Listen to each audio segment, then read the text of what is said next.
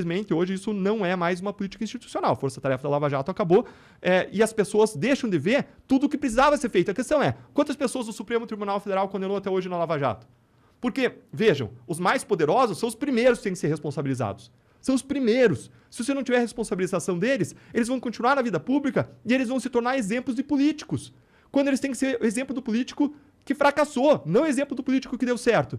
Porque senão eles acabam se tornando referência. E o cara que tá lá, ele olha, poxa, esse cara desviou dinheiro, tá com o pescoço enrolado, até o pescoço enrolado com corrupção, a vida dele acabou. como a Lava Jato mostrou. E o cara tá no chefe de um poder. Ora, esse é o caminho pra eu implantar as minhas causas. Eu ganho dinheiro e ainda fico no poder? Pô, stonks. Tem uma pesquisa do Dan Ariely, uma pesquisa bem interessante. O Dan Ariely é um cara bem famoso, ele tem os livros dele são best-sellers aí, e ele faz pesquisas comportamentais.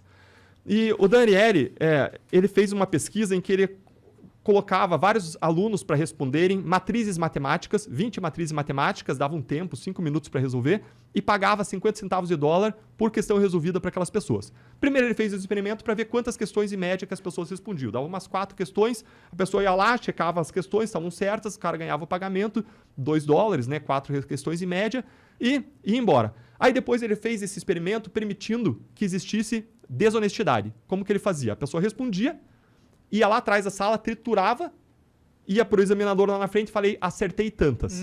Ganhava o dinheiro e ia embora. Quanto que deu a diferença de desonestidade?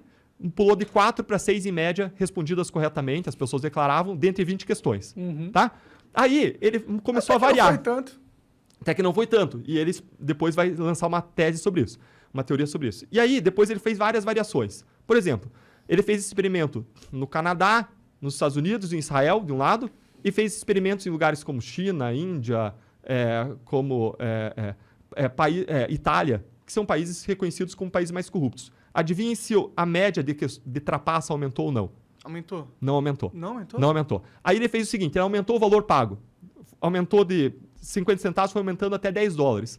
Adivinhem se o nível de trapaça aumentou ou não. Aumentou pra caralho. Não aumentou. Não aumentou? Não. Qual foi a conclusão dele? E aí eu vou falar outra situação em que aumentou. A conclusão dele foi, todas as pessoas têm uma tendência à desonestidade limitada. A pessoa quer se dar bem, mas ela quer manter uma autoimagem positiva dela mesma. Isso faz com que limite a desonestidade. Mas aí ele fez outro experimento, uma outra situação, em que uma das pessoas levantava, estava com o mesmo moletom das pessoas da universidade, então as pessoas viam que uma delas se levantou e falava, acertei todas as questões, as 20, onde que eu pego o dinheiro? O cara falou, pega o dinheiro ali e sai. O cara, que era um ator contratado, ia fazer isso aí. Gente, a desonestidade explodiu nesse setting, nessa condição, explodiu. E o que ele fala? Ele fala, isso mostra que a desonestidade ela é contagiosa. E aí você pensa Brasília.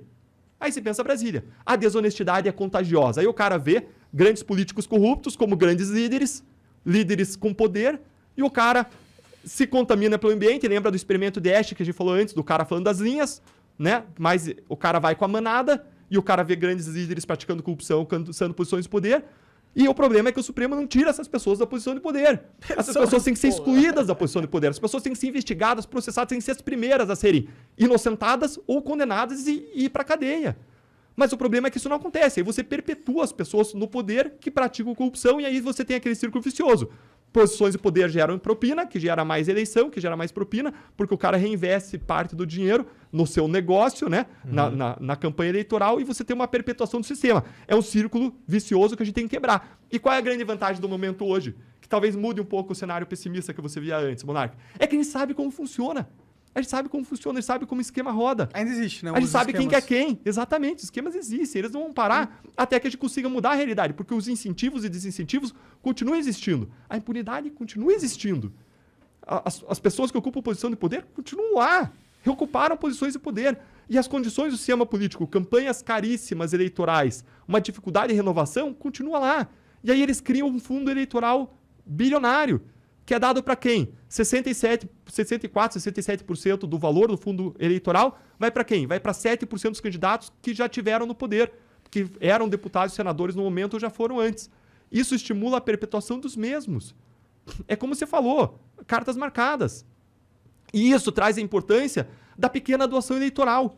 Se a gente quer mudar essa realidade, e eu sempre estimulo isso há anos, eu falo, o eleitor ele tem que doar R$10, R$50 para o seu candidato. Por quê? Porque ele alavanca essas pessoas boas na política, que vão competir contra os caras que têm o fundo eleitoral à sua disposição e que investem propinas também nas campanhas. Então ele alavanca esse cara para ele poder competir. E eu garanto que se a pessoa for doar R$10 por candidato, ela vai pensar 10 vezes mais em quem ela vai votar. Ah, com certeza. Cara. Eu tenho um otimismo aí pra esse lado pra adicionar, que é a internet barateou muito as campanhas.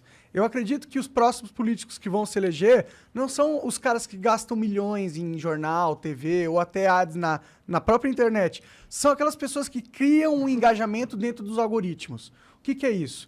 Para você criar um algoritmo, para você criar engajamento no algoritmo, você tem que convencer as pessoas